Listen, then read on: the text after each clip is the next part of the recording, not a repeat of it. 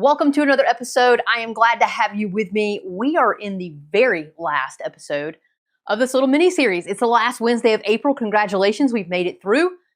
And I am happy to be able to share with you the fourth most common pitfall of a new exec. And I want to be really clear that we've walked through, this will be the fourth one, as I just said. I'm not putting these in any particular order. I would say that I see these four regularly. Let me go ahead and tell you that. I do see the very first one, the shame and blame throughout, right? I also see this one that I'm about to cover with you, doing versus leading.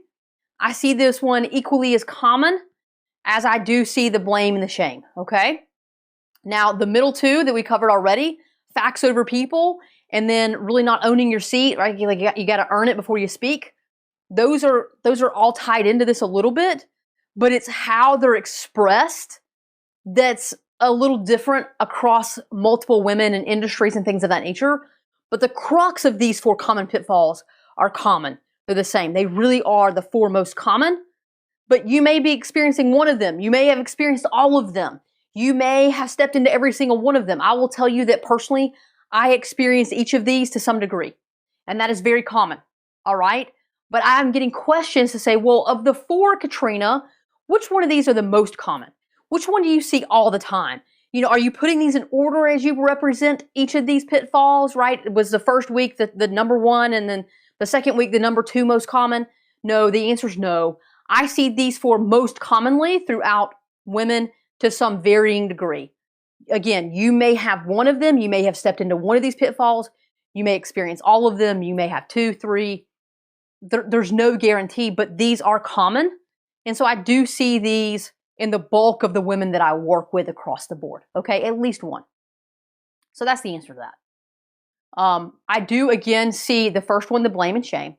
And then I see this one very, very commonly. And this one is doing versus leading. So what is it? Let me go ahead and tell you a little bit about it, so you understand it, because you're going to say, oh, well, yeah, I totally get it. We've touched on this a little bit. I'm going to bring you back to it. You know, I said that of the four P's, the first P in the four P's of executive success, right, is promotion. And we talk about it all the time, that on average, it takes women 10 years to reach the executive ranks. And as we're climbing the ladder, right, or moving through the jungle gym, or whatever you want to call it these days, as we're moving through, we're navigating our career, and we eventually land in that executive role. We've earned it, right? Let's be really clear. We don't just land there. We earn it. We work our butts off to get there.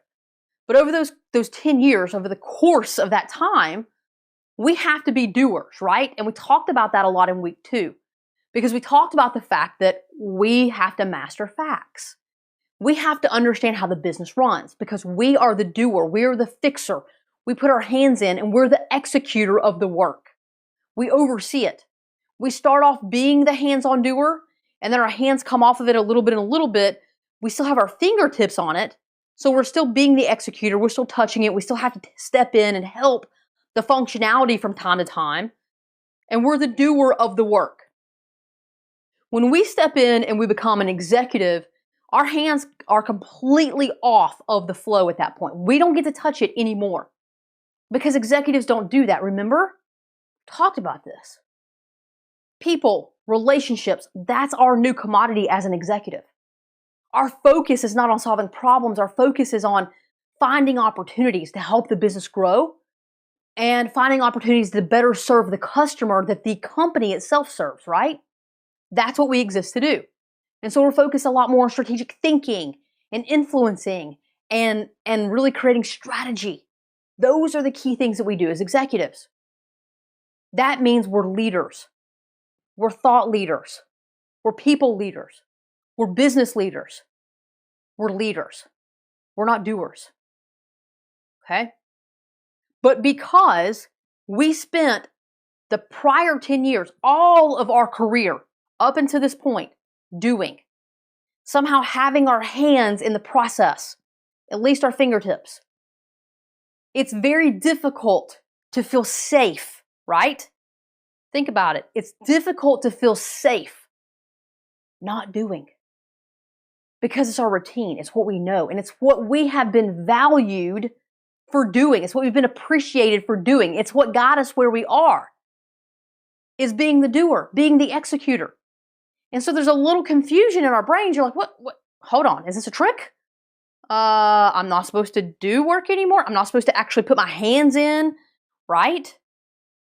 It's sort of like, the easiest way I'll think about it is, you're a surgeon, but in today's surgery, you're standing back because you're the teacher and you're teaching that resident how to actually perform the surgery.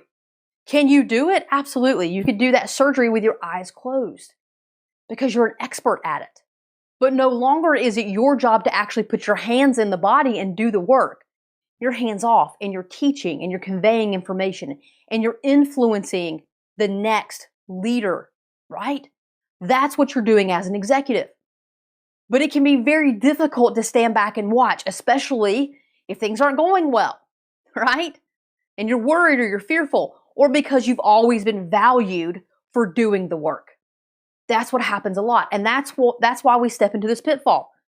Again, if we haven't prepared to exec, and we're like, oh my gosh, I'm not ready.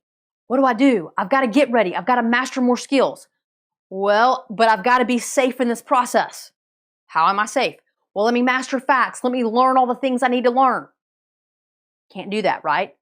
And I'm not ready because I don't know all the facts and I'm still trying to prepare, so I'm not going to own my seat. Doesn't work, right? We've got to go ahead and own the seat. It's an expectation that they have of us, right? We've talked about that. We cannot show up and still try to be the doer. That is not what is valued in our role. We exist to add value to the organization. As an executive, your value comes through this, your brain, the knowledge that you have, the judgment that you have, all of the things that you've acquired and you've learned through your experience in the prior 10 years. The company expects you to show up and share that and influence your peers and help drive the business forward because of the things that you know and the leadership skills that you have. And so your days of being in the thick of it, actually putting your hands on it, are done. I see time and time and time again that women will show up, and again, they're trying to prepare, they're trying to figure out how to exec, they think they haven't earned their seat, and so they're afraid to use their voice, and they value facts over people. It's all of these pitfalls combined. And so they're like, well, I'm going to be the doer, and I'm going to keep doing the work, because at least I'm going to be able to add some sort of value while I prepare. Now, how can you be a doer and prepare to exec correctly and think that you're going to get maximum executive results? You're not. The key is eliminate the doing, focus 100%, as scary as it is, as fearful as you're going to be, as doubtful as you're going to be about this whole process. Throw yourself in and 100% commit to being the executive that you are meant to be. Focus on mastering those executive leadership skills. Get your executive brand in place. Don't split your time half between doing and leading. Lead. You're ready. The self-doubt that you have because you didn't prepare and you're uncertain of what you're stepping into is causing you to think you need to do both. But doing at this point in your career, being a doer, is only happening because you want to feel safe. It's not what the company is asking of you. It's not what the company wants from you. Unless they point blank said, hey, for the next 3 months, we want you to transition into your executive role. We want you to slowly hand off the responsibilities. If that's a transition plan, that's fine. But the bulk of the time, that's not the case. It's like, boom, here's your promotion.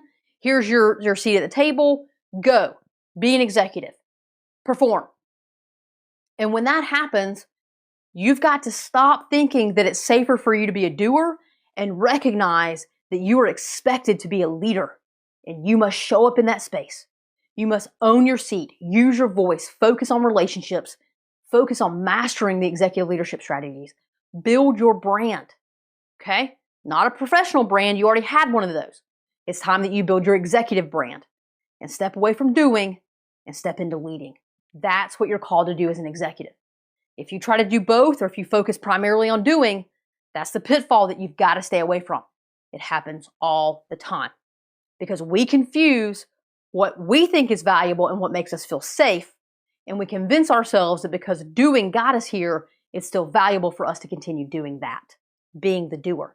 And it is not. And we've got to open our eyes and recognize what the company actually needs from us and show up and add that level of value. If you haven't heard me talk about this, I may have just broken your brain. I get it. It's a big one. But at the same time, what you're doing right now, and I know that you are, is you're going, oh my gosh.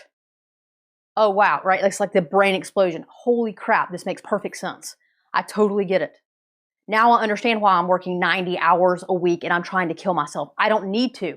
I'm still trying to be a doer to keep myself safe. The company isn't asking that from me. And yet I'm wondering why my supervisor is telling me that I'm underperforming when I'm doing everything. I'm doing it all. That's why you're underperforming, because you're not giving 100% of yourself to being the executive leader. Don't hold yourself back. Go be the executive leader. Get the workbook today, answer the questions in there to help you move forward. And if you're ready to be the executive leader, if you're ready to develop your executive brand and transition from a professional brand into an executive brand, or you think you have an executive brand, but you're not quite sure, jump on a call and let's do an executive brand assessment with you. Let us support you through that. It's exactly what we're here to do. I love the fact that you have spent time with me this month. I love that you show up and we spend time together every single month. Thank you for that. Those are the 4 most common pitfalls. I cannot wait to see you next month with a new topic. As always, go and be legendary.